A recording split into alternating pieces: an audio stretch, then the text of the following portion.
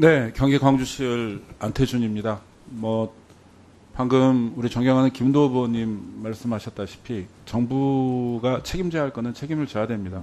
지난 정부에서 참 많은 일들이 있었습니다. 우리 이태원 참사, 오송 참사, 최혜병 사건 등이 있었는데 그때 당시에는 제 기억을 해봐도 어느 누구도 책임지지 않았던 그런 생각은 듭니다. 그렇지만 이번 정부는 좀 달라야 된다는 생각을 하면서요. 반드시 진상규명 그리고 책임질 사람은 책임져야 한다. 이런 말씀 드리면서 질의 시작하겠습니다.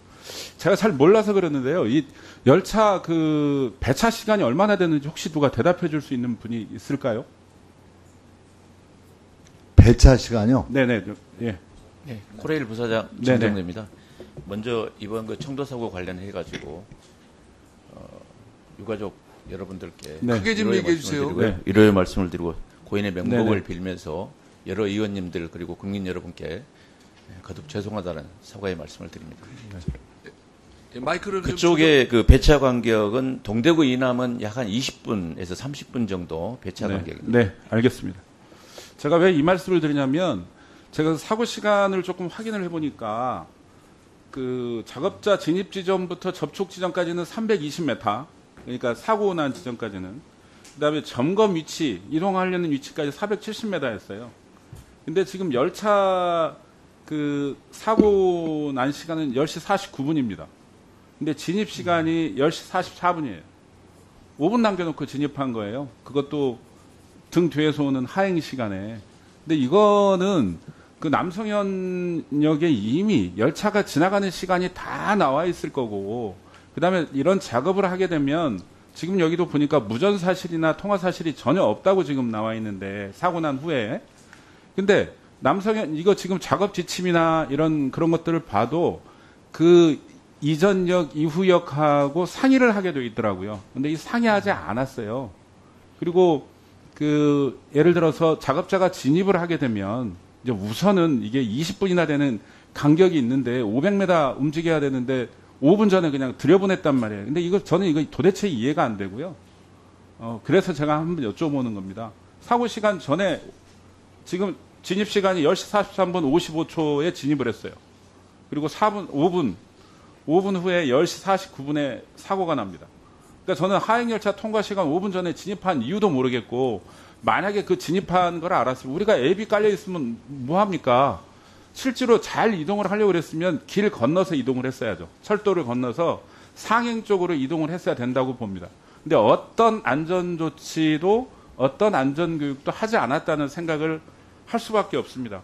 그리고 이거 보면 거기 이제 3페이지, 4페이지 이 보고서에도 나와 있는데 위험 요인에 대한 안전 조치 방법에도 나와 있습니다. 근데 거기 보면 본 구간은 열차 투시가 양호하지 않은 지역이라고 이미 돼 있습니다. 이렇게 돼 있고 이거 지금 보니까 이 발생 작업이 열차가 운행되는 상태에서 이루어지는 이른바 상례 작업으로 인가를 받았어요.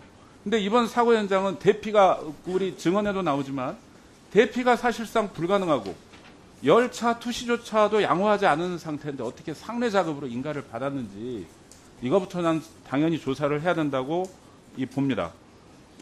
그리고 제가 작업 협의가 끝난 후에 들어간다고 이렇게 돼 있는데요.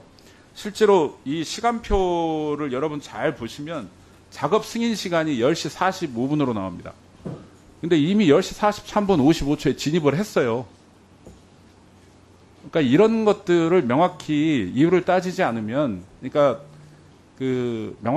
사실은 명확한 인재라고 볼 수밖에 없다. 그러니까 책임 추궁은 정확히 할 수밖에 없다. 이렇게 생각이 들고요. 또 하나, 언론에도 지금 많이 나오고 있는데 피해 하청업체 직원들의 계약 외에 작업을 시켰다고 지금 나오고 있습니다. 그러니까 당초 코레일 측과 맺은 계약 업무 외에 추가로 지시된 작업이 급하게 투입이 됐다. 이렇게 변을 당한 것으로 확인이 됐는데요. 물론 그렇게 할 수도 있겠죠. 급한 일이고 급했다고 얘기는 하시는데, 그러면은 이 계약 내용을 변경을 먼저 했어야죠. 이런 작업도 안 하고, 그러니까 계약 내용이나 변경을 이런 걸 안 하니까 이 작업에 원래 투입되는 사람들이었는지 그런 것도 정확히 확인할 수가 없다. 이런 생각이 듭니다. 간단하게 답변 부탁드립니다. 의원님께서 아까 말씀하신 그 열차가 진입을 이렇게 하기 전에 들어갔다라는 부분은 이제 상례 작업의 특성 때문에 그렇습니다. 상례 작업은 기계가 수반이 되지 않는 육안으로 이렇게 점검만 하는 그런 부분들이 상례 작업들입니다. 그래서 선로에서 일어나는 각종 그 사업 중에 거의 한 10% 정도가 상례 작업으로 이루어지는 도보로 이렇게 순회를 하거나 육안으로 점검이 하는 그런 간단한 그런 부분들입니다. 그래서 열차가 운행 중에 사이사이에 이렇게 이루어지는 그런 부분이라고 말씀드리고요. 작업 계획서에 봐도 작업 계획서에 보면 위험 요인에 대한 안전 조치 방법이라고 나와 있는 게 있어요. 거기에 보면 본 구간은 열차 수시가 양호하지 않은 곡선 터널로 다음과 같은 위험 요인이 있으므로 전 작업은 다음 상황에 유의해라. 그러니까 이 밑에 보면 아예 눈에 잘 보이지 않는다고 이렇게 얘기가 이미 나와 있고요. 그다음에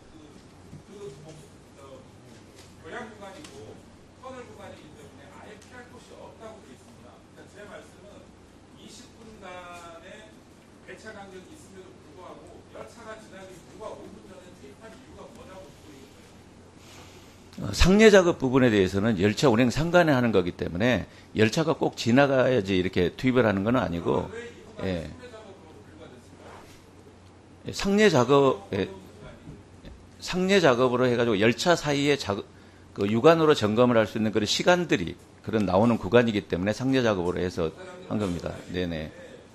단순히 상례 작업이라는 게 아니라 더 위험한 구간이면 충분한 조치를 취했어야 된다는 말씀을 드리는 겁니다. 굉장히 그 의원님 열차 운행 마무리해 주세요. 간격이, 예. 예. 열차 운행 간격이 조밀하거나 그다음에 또 기계가 투입되는 작업이고 그 레일을 교환한다거나 이런 부분들은 사실상 열차를 완전히 차단을 해서 하는 대부분의 작업들이 그렇게 이루어지고 있습니다. 근데 요건 육안으로 이렇게 점검을 하는 부분이고 그 아시다시피 기존 경부선은 약 한 120년 된 그런 노반을 지금 갖고 있어서 이번 7월 달에 집중호우 때문에 이 부분에 대해서 긴급히 점검을 해야 될 필요성 때문에 추가로 이번에 68개소에 대한 점검을 기간을 연장을 해주고 돈은 한 1억 정도를 추가를 하는 걸로 이렇게 진행이 된 사항들입니다. 이게 지금 문제가 네네. 아니라 앱을 깔아주면 뭐하냐고요. 그러면 5분 있다 열차 온다는 얘기만 했어도 이런 일은 없었을 거라니까요. 아니면 5분 후에